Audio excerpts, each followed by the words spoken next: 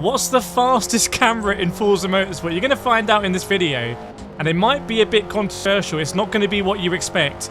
So I'm going to cycle through the different camera options here and let you know what the pros and cons are. Are you using the fastest camera angle, or are you using one that's too slow? We're going to start off here in chase. Very controversial. No! God, please, no! Now, there are a lot of changes you can make in the settings about the chase camera to adjust the sort of sway. It tends to over-accentuate how much the car is moving. I've dialed it in here to my settings, and you can see that it's a bit more realistic. It's a little bit more Gran Turismo in style, dare I say. Now, would it surprise you if you knew that the fastest drivers in the world, a lot of them use third-person camera? Yes, when I was at the Gran Turismo World Series, people like Valerio Gallo, Baptiste Beauvoir, they're using the third-person camera. Why? Because you can be so good with track limits. You can know exactly where the boundary of track limits are. When you're overtaking other cars, you can be super precise. It's in many ways an unfair advantage over the different views because you can see where your car is in relation to the track. And if you get used to it, it genuinely can be overpowered. And yes, that includes driving on a wheel in third person. Now, if you think that's blasphemy, we're going to go to a different one. In Forza, by the way, you have two different third-person cameras. You have a far one as well. I don't think this one is as good as the close one. But what about cockpit view? Now, a lot of you watching might think, oh, cockpit view is going to be the best view because it's the most realistic. It has to be the fastest. Not true. Now, I've got here behind me a Pimax Crystal VR headset. I've got a PlayStation VR2 and a VR1 as well. I spend a lot of time racing in virtual reality. And I can tell you, this cockpit is really not a good way to drive in Forza Motorsport. If you're driving in a cockpit in sim racing, you want to have virtual reality. The field of view here, the kind of way that you perceive distance and the apex is honestly just not very good, I have to say.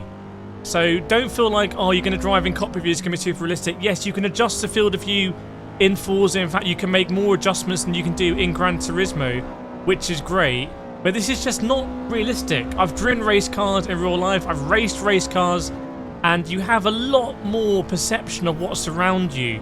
You can feel other cars around you as well. You have the sensation of how you feel G-force in your body. You know, how it moves through your arse, basically.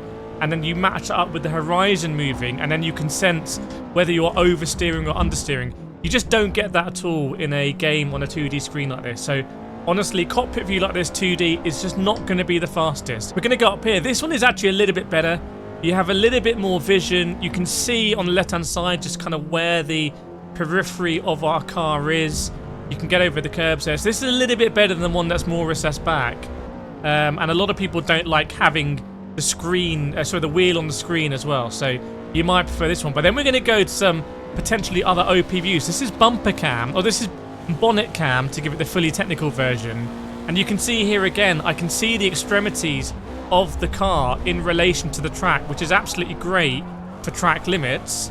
And some would say that this is a little bit unrealistic, unfair, because who drives sitting on the bonnet? No one does it. But I have to say, this is actually closer to the sensation of driving a race car than from the cockpit view in Forza, if that makes sense. Because when you're actually driving a race car in real life, this is sort of what it feels like. You have this sensation of a lot more space, a lot more freedom, and sort of gently knowing where the edges of your cars are, track limits. So I really like bumper cam. I'm actually fastest in bumper cam. If you followed me on this channel over the years, you'll know that when I've been racing in top split and various, leagues and championship and daily races and whatever, it's been in bumper cam. It's just a camera that I like. I like knowing where the edges of my cars are. Someone like Catalonia, the first few corners, when you really get into it, knowing how much curb to take, sort of feeling the oversteer as well, just by seeing the horizon moving in a different way. When you get on the power or you come off the power, depending on what car you're driving. I like bonnet cams. If you're new to Forza and you're looking for a camera and you want to be fast, honestly, you could go worse than using bonnet. Now, what's the other camera? This is bumper cam. Now you cannot see any part of your car, and it's very low down. Now, a lot of people like this view. I don't really like it for two reasons. Firstly, for me, the amount of tarmac that you can see here is in a very narrow band of the screen. There's not a lot of rows of pixel that is giving you all of the crucial information as to what you need to be doing. I mean, have a look here as we go for this crest. I've been to this track in real life. This is how it crests. I can barely see the apex. That's because we're so low down. And I also can't feel the width of the car. Now, if you're someone that spends a lot of time on the game, I'm talking you're playing many hours a day, you will know where the extremities of your car are through trial and error. But if you're someone that plays a bit more casually, and you're going to be going on using different cars, this is going to be a very difficult way to actually maximize track limits. So this for me is not the view for me. So we've got essentially 3 different philosophies of view. We've got a view from outside the car, the third person chase. We've got views from inside the car, albeit not in VR. And we've got views from the front of the car, one with the bonnet and one with the bumper. And as I've said, some of the fastest drivers in the world actually drive in this view right here because you just have unparalleled vision. But I've got to let you in on a little secret here.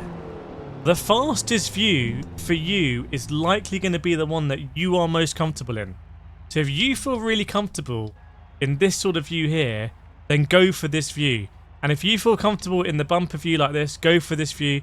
And what you can do in Forza, that is actually a good thing Forza do, is you can actually fine-tune the field of view. I've made some ridiculous camera angles in my videos.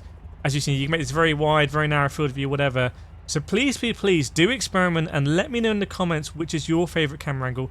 I've got another video here on camera angles that you're really going to enjoy if you want to fine-tune your camera angle. But I hope you enjoyed it, and I will see you next time.